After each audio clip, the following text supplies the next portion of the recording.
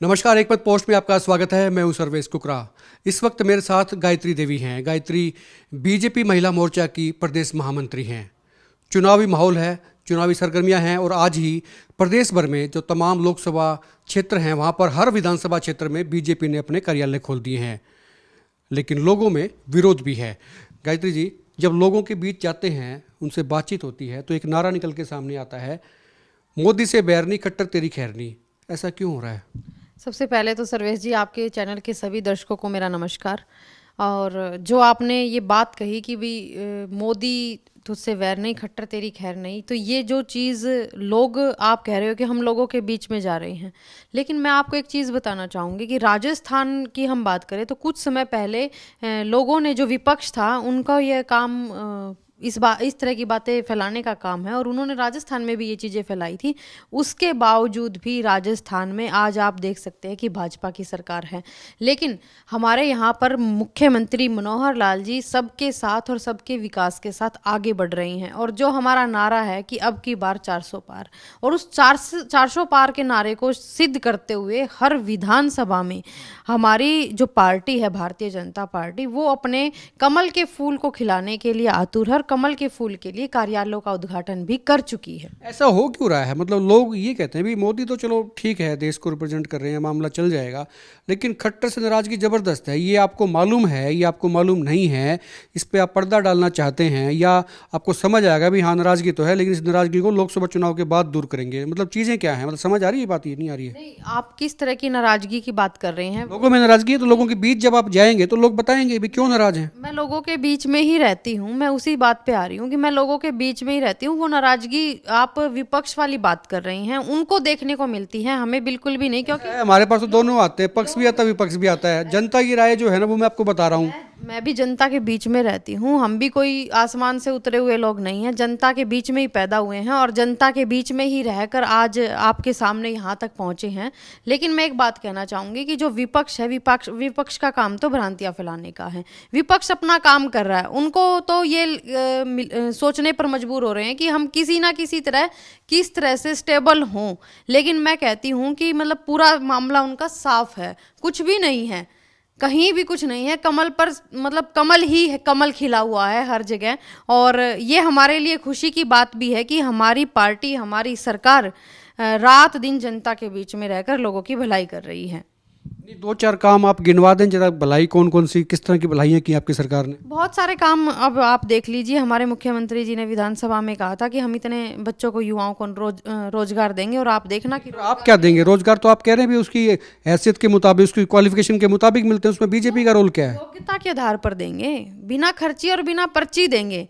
जब आप तो होना ही चाहिए ना। तो उसमें सरकार का क्या है, उसमें रोल है? सरकार अच्छे काम किए ना, अच्छे कामों को हम ले। जो जो क्वालिफाई था, जो बच्चा क्वालिफाई था, जिसकी योग्यता थी, उसको नौकरी मिल गई, तो उसमें बीजेपी को क्रेडिट क्यों? पहली सरकारों में क्यों नहीं मिली? क्या उन बच्चों में योग्यता नहीं थी? लेकिन आज आप देखिए कि उन्होंने जो गलत किया तो उसका क्रेडिट अब आप लेना चाह रहे हैं? क्रेडिट नहीं लेना चाह रहे। जनता हम पर विश्वास जता रही है, जिस विकास के साथ, जिस विश्वास के साथ हमारी सरकार आगे बढ़ रही है। दो तीन विकास की बात पूछी थी भी, कोई ऐसा कोई काम आप बता दें कोई सरकार का जिससे बहुत विकास हुआ है। आप सड़कों का जाल देख लीजिए किस तरह से बिछा हुआ है, युवाओं को रोजगार मिल रहा है।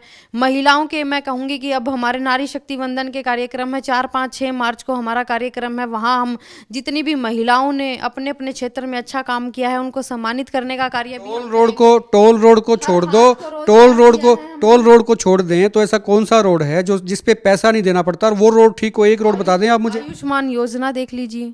रोड में कौन सी आयुष्मान योजना? नहीं, मैं आपको जनता की योजना बता रही हूँ। अभी रोड की बात की, रोड की बात आपने गरीबों को, गरीब व्यक्तियों को पता ही नहीं। जी, आपने रोड की बात की। टोल रोड को छोड़ दें जिसपे पैसा लगता है लोगों का, उसके बाद भी रोड अच्छे नहीं है।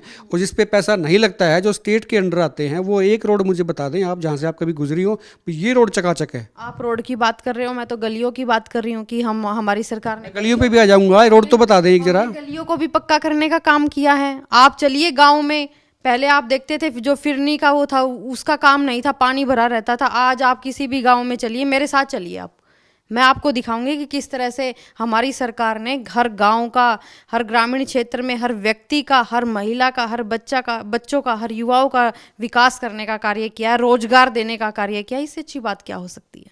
मतलब रोजगार पे क्रेडिट मिलना चाहिए बीजेपी को, आप ये कह रहे हैं? रोजगार सबसे बड़ी चीज होती है जहाँ इतनी भर्तियां कोर्ट से रुकी हुई हैं, मतलब आपकी अनियमितताएं रहती हैं भर्तियों में, लोग बहुत परेशान हैं रोजगार को लेके। इस सरकार को सबसे ज़्यादा डेंट अगर कोई देगा तो ये युवा देंगे जिनको रोजगार चाहिए था। युवाओं को ही रोजगार देंगे। अभी विधानसभा में मुख्यमंत्री जी ने कहा कि हम इतने हजार युवाओं को रोजगार देने का काम करेंगे। लोकसभा चुनाव की बात चल रही है, तो ये जो 10 जो आपके सांसद हैं इनमें से किस किस की टिकट कट सकती है, क्या लगता है? देखिए, ये शीर्ष नेतृत्व का डिप्लोमेटिक से जवाब मत देना आप। डिप्लोमेटिक बात नहीं करी, शीर्ष नेतृत्व का कार्य है। और हमारे मुझे लगता है कि लोकसभा में जो हमारे प्रत्याशी हैं, हर कोई आज के दिन हर व्यक्ति ने अच्छा काम किया है, क्योंकि जो भी हमारी सरकार ने पैसा यहाँ पर भेजा, तो चाहे कोई भी हमारे सांसद यहाँ पर हैं, जैसे ब्रजेंद्र जी हमारे आज यहाँ पर सांसद हैं, तो लेकिन ये फैसला तो शीर्ष नेतृत्व का है। लेकिन आपको कितना लगता है कि नए लोगों को भी चांस मिले? हम पन्ना प्रमुखों तक हमारी पार्टी जिस भी कैंडिडेट को भेजेगी, कमल का फूल का निशान देकर हम उसको जिताने का प्रयास। वो ठीक है, वही डिप्लोमेटिक जवाब होगा आपका। जो भी किसी कार्यकर्ता को कोई बात नहीं है, लेकिन आपको ये कितना लगता है कि भाई नए लोगों को भी चांस मिलना चाहिए?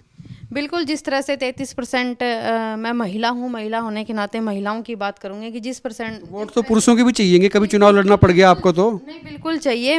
पुरुषों के साथ के बिना तो महिलाएं भी आगे नहीं बढ़ सकती, दोनों हाथों से ही ताली बजती है। तो मैं एक ही बात कहूंगी कि जिस तरह से पहली बार हमारी सरकार में 33% रिजर्वेशन मोदी सरकार ने देने का कार्य किया है, तो मुझे लगता है कि लोकसभा में भी आरक्षण देने का, महिलाओं को टिकट देने का भाजपा काम करेगी। चलो, आपने अपनी वकालत कर ली, मतलब आपके तबके की वकालत आपने कर ली महिला होने के नाते, लेकिन मैं ये पूछ रहा था भी कुछ नए चांसेस, नए चेहरे कोई आने चाहिए लोकसभा में भी। देखिए, जो सर्वे हुआ है उस सर्वे के रिपोर्ट के आधार पर ही भारतीय जनता पार्टी फैसला करेगी और शीर्ष नेतृत्व फैसला करेगा। आखिरी सवाल ये है, आज आप हांसी में भी आई थी, तो हांसी में चुनावी कार्यालय हांसी में भी खुला है, लेकिन आपके जो पुराने कार्यकर्ता थे, पदाधिकारी भी थे, विशेष एक लॉबी थी, अग्रवाल समाज के लोग थे, बड़े, कोई महामंत्री रहा है, कोई कुछ रहा है, इन्होंने दूरी बना के रखी है। आज वो लोग नहीं थे यहाँ पर, मतलब कोई नाराजगी चल रही है पार्टी के भीतर भी?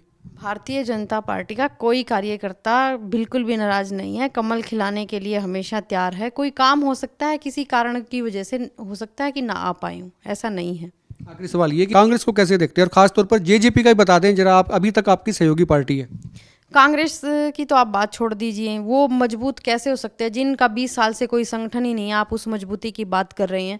और बात जेजेपी की आप कह रहे हैं, तो ये फैसला भी हमारी पार्टी का है। पार्टी ही अपने नेतृत्व पार्टी को देखना है कि किसको नेतृत्व देना है और किसको आगे लेकर आना है। शुक्रिया बात करने के लिए। गायत्री देवी थी बीजेपी की प्रदेश महामंत्री महिला मोर्चा की। और जो लोग कह रहे थे कि भी मोदी से बैर नहीं, खट्टर तेरी खैर नहीं, इनसे भी सवाल हमने पूछा किस तरह की मामला है कि नहीं है, और सड़कों का जाल इन्होंने कहा कि प्रदेश में बिछा हुआ है।